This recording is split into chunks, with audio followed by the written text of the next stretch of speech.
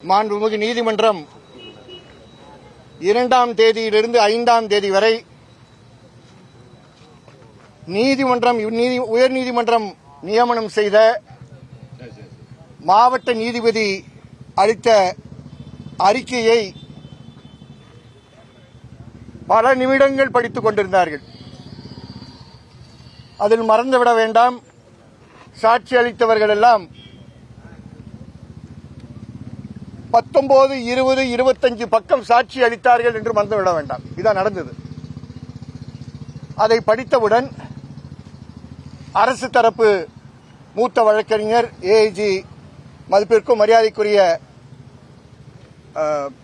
அஜ்மல் அவர்கள், அரசு ஏற்கனவே இந்த வழக்கை சிபிஐயிடம் ஒப்படைத்து விட்டது, அதற்கான ஆணை கசட்டில் வந்துவிட்டது என்றும் குறிப்பிட்டு அவர்கள் ஸ்டேட்டஸ் ரிப்போர்ட் தயார் பண்ணி கொடுத்தார்கள்.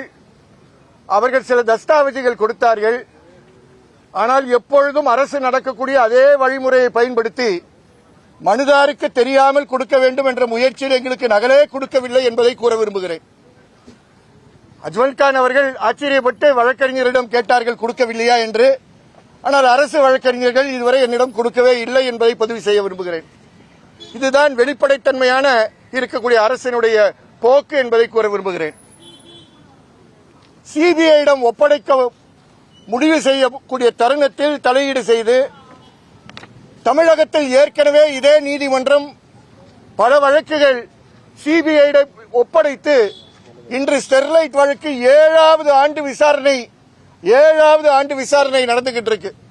யார் விசாரணை அதிகாரி என்றால் ஒரு டிஎஸ்பி. 7வது ஆண்டு. பாதிக்கப்பட்ட இந்த குடும்பங்கள் இன்னும் 7 ஆண்டுகள் காத்திருக்கணுமா?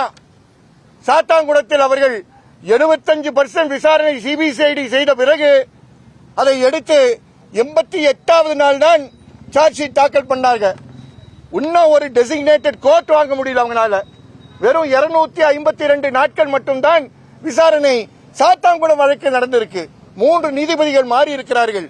சாட்சியங்களுடைய நிலைமையை பாருங்கள், பாதிக்கப்பட்ட குடும்பங்களுடைய நிலைமையை பாருங்கள்.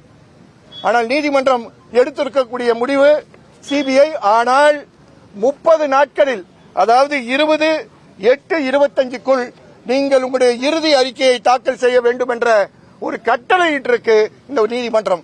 நாம் அதை வலியுறுத்தியதன் காரணமாக இந்த கட்டளை வந்திருக்கு.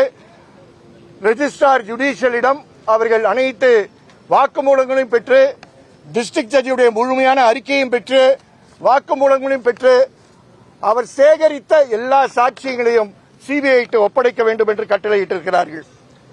எங்கள் சைடில் பாதிக்கப்பட்ட குடும்பத்தின் சார்பாக அனைத்து சாட்சிகளுக்கும் சாட்சிகள் புரொடெக்ஷன் ஸ்கீம் 218 கீழ் பாதுகாப்பு கொடுக்க வேண்டும் என்பதை வலியுறுத்தி இருக்கிறோம்.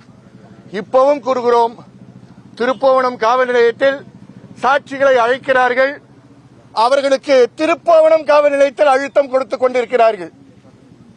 இதுக்கெல்லாம் சாட்சிகள் எங்களுக்கு இருக்கு, இல்லைன்னு சொல்ல. அதே மாதிரி நாங்கள் வலியுறுத்தி கேட்டது, பாதிக்கப்பட்டவர், கொலை செய்யப்பட்டவர் அஜித்குமார், அந்த குடும்பத்திற்கு எல்லாம் செய்ய வேண்டும்.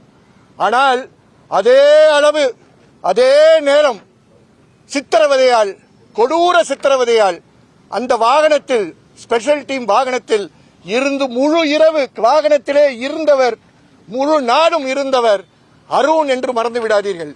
இப்பொழுது அரசு மருத்துவமனையில் இருக்கிறார். நேற்று என் முன் வந்து மாலை ஒரு 7 மணிக்கு வழக்கறிஞருடன் வந்தார். எனக்கு அவர் குரல் கேட்பதற்கே எனக்கு கண்ணீர் சிந்தியது. ஆகவே அருண், பிரவீன், நவீன், இன்னும் ஒரு ஆட்டோ ரிக்ஷா டிரைவர் இருக்காரு, அவருக்கு சாட்சி சொல்ல கூட தைரியம் இல்லை. இவர்களுக்கும் அந்த வழக்கை கீழ்மட்டத்தில் இதுவரை முன்னின்று ஒரு மாவட்ட நீதிபதி, இங்க இருக்கக்கூடிய பலருக்கு தெரியும், மாவட்ட நீதிபதி விசாரணை செய்தார் என்றால், ஜுடிஷியல் மேஜிஸ்ட்ரேட் விசாரணை செய்தார் என்றால், இந்த இரு வழக்கறிஞர் கணேஷ்குமாரும் கார்த்திக் ராஜாவும் தான் காரணம் என்பது உங்கள் அனைவருக்கும் தெரியும். இவர்கள் தான் ஒரு வாரம் முழுவதாக சாட்சிகளை முன்னின்று கொண்டு சென்றார்கள்.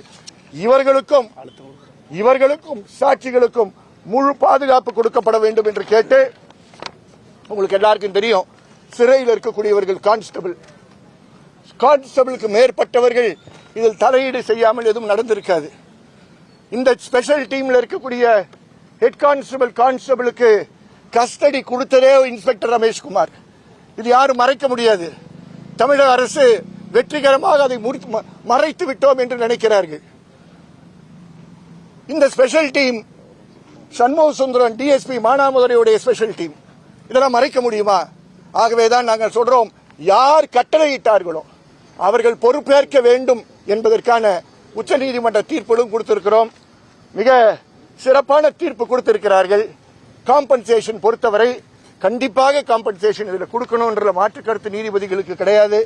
அரசே முன்வந்து இது போன்ற ஒரு நிலைப்பாடு எடுத்திருக்கக்கூடிய காரணத்தினால் நீங்கள் யோசித்து சொல்லுங்கள் என்று கேட்டார்கள். மதிப்பிற்குரிய வழக்கறிஞர், மூத்த வழக்கறிஞர் அஜ்மல் கான் அவர்கள் ஏஐஜி என்ற முறையில் மத்தியானம் 2:15 நான் கூறுகிறேன் என்று கூறியிருக்கிறார்கள். ஆகவே காம்பன்சேஷன் பொறுத்தவரை இது 2:15 எடுத்துக் கொள்ளப்படக்கூடிய ஒரு வழக்கு என்று கூற விரும்புகிறேன்.